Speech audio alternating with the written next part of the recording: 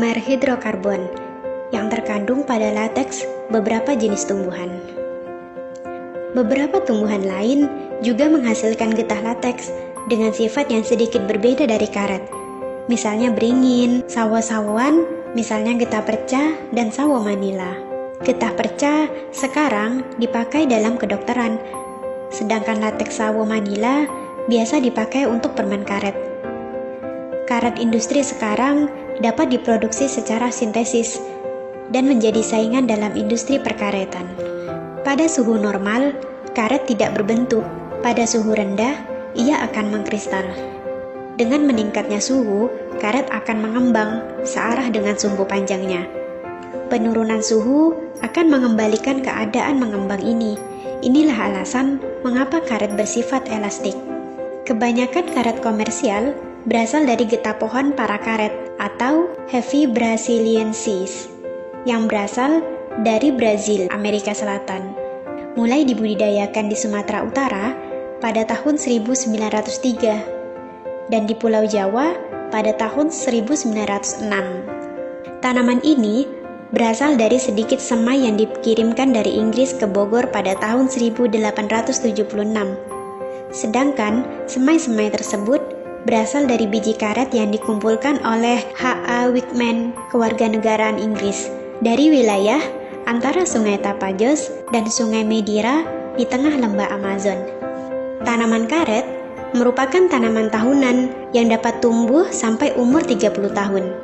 Tanaman ini merupakan pohon dengan tinggi tanaman dapat mencapai 15 hingga 20 meter. Tanaman karet memiliki sifat gugur daun sebagai respon tanaman terhadap kondisi lingkungan yang kurang menguntungkan, seperti kekurangan air atau kemarau. Tanaman karet juga memiliki sistem perakaran yang ekstensif atau menyebar cukup luas, sehingga tanaman karet dapat tumbuh pada kondisi lahan yang kurang menguntungkan. Tanaman karet memiliki masa belum menghasilkan selama 5 tahun, dan sudah mulai dapat disadap pada awal tahun ke-6. Secara ekonomis, tanaman karet dapat disadap selama 15 hingga 20 tahun. Kondisi negara Indonesia yang beriklim tropis sangat cocok untuk tanaman yang berasal dari daratan Amerika tropis sekitar Brazil. Hampir di semua daerah di Indonesia, termasuk daerah yang tergolong kurang subur, karet dapat tumbuh baik dan menghasilkan lateks. Karena itu, banyak rakyat yang berlomba-lomba membuka tanahnya untuk dijadikan perkebunan karet. Luas lahan karet yang dimiliki Indonesia sekitar 2,7 hingga 3 juta hektar. Ini merupakan lahan karet yang terluas di dunia. Perkebunan karet yang besar banyak diusahakan oleh pemerintah serta swasta. Sedangkan perkebunan-perkebunan karet dalam skala kecil pada umumnya dimiliki oleh rakyat. Tanaman karet siap sadap bila sudah matang sadap pohon. Matang sadap pohon tercapai apabila sudah mampu diambil lateksnya tanpa menyebabkan gangguan terhadap pertumbuhan dan kesehatan tanaman. Semakin bertambah umur tanaman, semakin meningkat produksi lateksnya. Mulai umur 16 tahun, produksi lateksnya dapat dikatakan stabil. Sedangkan sesudah berumur 26 tahun, produksinya akan menurun. Pada proses penyadapan, perlu dilakukan pengirisan. Bentuk irisan berupa saluran kecil, melingkar batang arah miring ke bawah. Melalui saluran irisan ini akan mengalir lateks selama 1 hingga 2 jam. Sesudah itu, lateks akan mengental. Karet adalah bahan utama pembuatan ban, beberapa alat-alat kesehatan, alat-alat yang memerlukan kelenturan dan tahan goncangan. Di beberapa tempat, salah satunya perkebunan karet di Jember, biji karet bisa dijadikan cemilan dengan proses tertentu. Rasanya gurih, namun bila berlebihan, kadang membuat kepala pusing. Karet merupakan salah satu komoditas terbesar di Indonesia setelah minyak kelapa sawit. Sebagai produsen karet terbesar kedua di dunia, jumlah suplai karet Indonesia penting untuk pasar global. Dulu, tahun 2010 hingga tahun 2013, harga karet bisa mencapai 15.000 hingga 20.000. Itu di tahun 2010. Tahun 2011 dan 2012, kisaran harga 15.000 hingga 12.000. Dan tahun 2012 hingga 2013, turun lagi dari kisaran 12.000, 10.000, dan 8.000. Harga karet menembus rekor tertinggi sepanjang sejarah. Hal tersebut disebabkan keinginan Cina untuk meningkatkan pembelian karet sebagai cadangan dalam negerinya. Sebagai perbandingan, pada Juli 2010, harga karet naik 1,2% menjadi 520 yen per kilogram, setara dengan 6.247 juta dolar metrik per ton. Sementara kemarin, harga karet di Tokyo berada di posisi 518,5 yen per kilogram. Seorang petani di Sibolga, Sumatera Utara, harga karet di tingkat eceran mencapai 19.500 hingga 20.000 rupiah. Pada akhir Desember 2010, harga karet mentah jenis loop di tingkat petani berkisar 12.000 per kilo. Sedangkan harga karet olahan mencapai antara 24.000 hingga 25.000 per kilo. Namun, jenis karet olahan ini sudah jarang dibuat sebab proses pembuatannya memakan waktu lama. Namun, harga karet dari tahun 2013 hingga saat ini cukup menurun drastis. Bahkan beberapa tahun ke depan mencapai harga terendahnya yaitu Rp3.000. Namun saat ini sudah mulai naik dari beberapa tahun lalu, yakni berkisar Rp8.000. Mengapa harga karet ini menurun? Dan apa penyebabnya? Harga karet tidak pernah naik karena kelebihan suplai di pasar ekspor, mengingat terdapat sejumlah negara baru yang menjadi eksportir karet.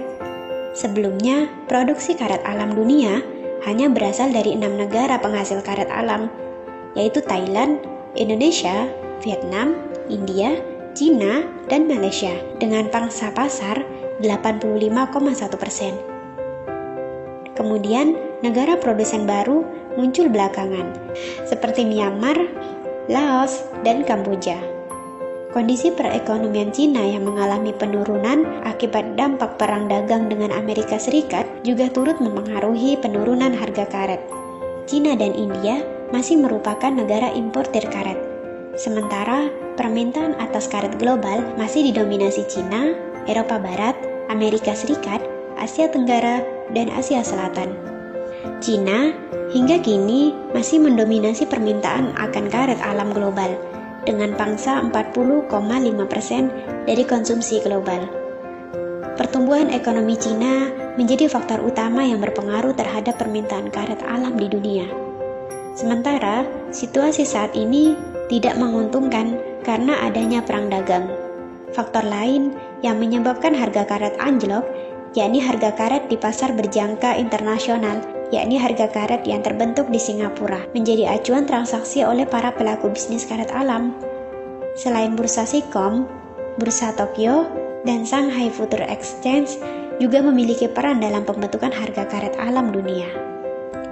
Harga karet di pasaran internasional juga tergantung dengan kurs fasal, yakni harga komoditas memiliki hubungan dengan nilai tukar mata uang regional terhadap dolar Amerika Serikat. Apabila penguatan kurs dolar Amerika Serikat menjatuhkan nilai tukar mata uang lain, maka akan berpengaruh terhadap harga karet dunia. Lalu, faktor lainnya yakni perkembangan industri otomotif dan ban. Saat ini terjadi penurunan ekonomi global sehingga terjadi penurunan permintaan terhadap mobil. Sementara karet alam dikonsumsi sebanyak 70% untuk industri ban dunia. Kemudian, faktor terkini juga sangat mempengaruhi harga karet yakni kondisi alam. Pada tahun 2017, terjadi bencana banjir di Thailand dalam skala yang cukup besar, sehingga petani sama sekali tidak bisa melakukan penyadapan. Kondisi ini berakibat ketatnya pasokan karet alam ke pasar global yang berdampak pada naiknya harga karet alam. Saat ini juga terjadi serangan penyakit gugur daun yang menyebabkan turunnya produksi karet alam secara signifikan di atas 15%. Produksi karet di 3 negara hingga Agustus 2019 diperkirakan hanya mencapai 480.000 ton. Tetapi, kondisi ini belum berdampak pada kenaikan harga. Pada tahun 2019, harga karet masih di bawah standar, yakni sekitar $1,3 per kilogram. Sehingga harga karet di tingkat petani hanya sekitar 5.000 hingga 7.000 per kilo, dan di kelompok tani berkisar 8.000 hingga 9.000 per kilo. Data terakhir menunjukkan terjadi penurunan ekspor karet Sumatera Selatan pada Mei 2019 sebesar 22%.